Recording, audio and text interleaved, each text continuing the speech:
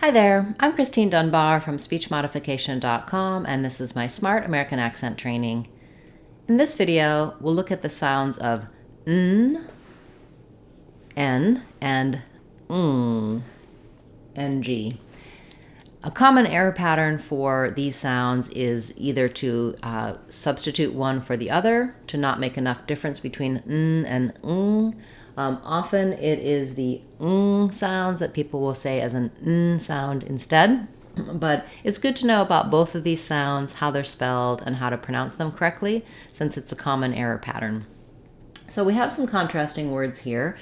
In all of these words, I'm spelling the n sound with letter N, and that's most common. Often when you see N by itself, it's going to be the n sound. And when you see ng, it's going to be the ng sound.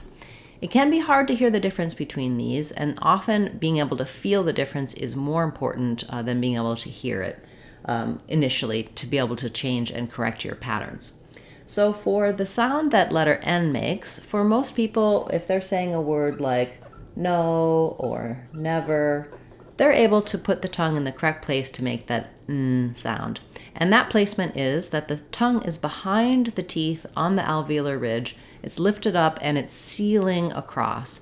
And the n sound is what's called a nasal sound because we don't allow air to escape from the mouth because the tongue is sealing, and so the resonance is in the nose. Another nasal sound is the sound that we spell with letter M. That one's more obvious that it's nasal because my lips are sealing the air. There's no air coming out of the mouth. But when I say the n sound, the tongue should be sealing against the roof of the mouth in the front with the front of the tongue lifted. So you can feel this if you say no or need or not. You should be able to feel where your tongue is. Or just by holding the sound, n, you can feel that position. It's just that sometimes at the ends of words, when you're saying in or on, for some people, particularly Mandarin speakers, but some other languages as well, your tongue might be sealing in a different place, and it's going to sound a little more like, instead of sounding like in, it might sound a little like ing, or instead of on, you might sound a little more like ong. So you want to make sure that you can feel the tongue is lifting and sealing in the front for the letter N. So, for example, thin, ran, sun, all of these have the n sound. The front of my tongue is lifted. When I'm making the ng sound, I'm also sealing off the air. It's also a nasal sound, but I'm lifting the tongue in the back, and the front of my tongue is down. So when I say thing, the front of my tongue is down behind my lower teeth, and it's the back of my tongue that's lifting, kind of in the mid-palate, and it's the same place that I make the k and the g sound. So if you have trouble saying thing, and feeling that ng sound where it should lift, you can try saying, for example, the word think. In this word, my letter N is actually an ng sound, and the k drops down. So think, thing. You can hold that sound and feel that placement. You should feel that your tongue pressing against the roof of your mouth in the middle to the back, and the front of your tongue is down. Thing. You can see that the front of my tongue is behind my teeth. So for many people, when they're saying a word like going or thing, they may have a tendency to, instead of saying going with that ng sound, it might come out more like goin'. And I've included this pair here because we do sometimes use a word like goin' or doin' in casual speech in American English. So I might say, oh, where are you going? How you doing?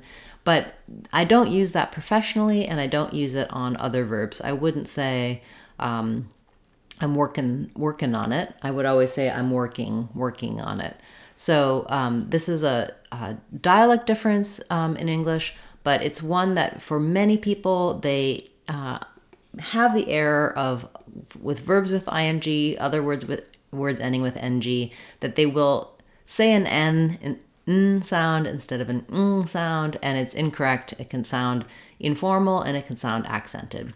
It usually doesn't matter too much for being understood, so it's not a critical error in terms of making yourself clear, but as you're working on the sounds of English, working on that N versus NG sound is a really good pattern to be aware of.